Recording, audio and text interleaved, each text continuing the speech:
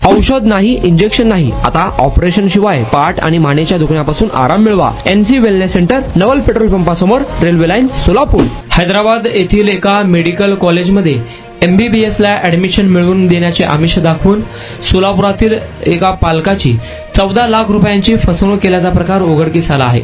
इफ्तेकार इसाक कादरी, राहणार उस्मानपुरा, सैदाबाद, हैदराबाद, तेलंगणा या संशयित आरोपीवर जेलरोड पोलीस ठाण्यात गुन्हा दाखल करण्यात आला. मोहम्मद मुर्तुज अब्दुल सत्तार खरादी, वय 62, राहणार बेगमपेठ, सोलापूर यांनी फिर्याद दिली आहे.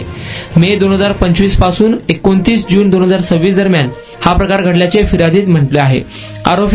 आरोपी इफ्तेकार याने फिर्यादी खरादी यांचा मुलगा खुद्दूस यास डेक्कन मेडिकल कॉलेजमध्ये प्रवेश मिळवून देण्याचे आमिष दाखवले होते. त्यासाठी कॉलेजचे बनावट लेटर तयार करून खरादी यांचा विश्वास संपादन केला.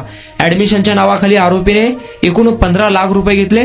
काही दिवसांनी ऍडमिशन झाली नसल्याचे लक्षात आल्यावर खरादी यांनी पैशाची मागणी केली, तेव्हा आरोपीने 1 लाख परत केले. मात्र उर्वरित 14 लाख रुपये देण्यास टाळाटाळ केली. फोन देखील उचलणे बंद केले.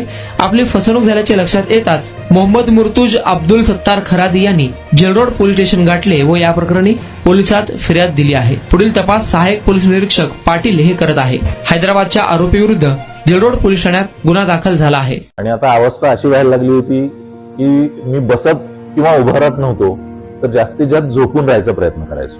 सलगपणे आपण एखादं काम करायला लागलो की बॅकमध्ये पेन येतोय.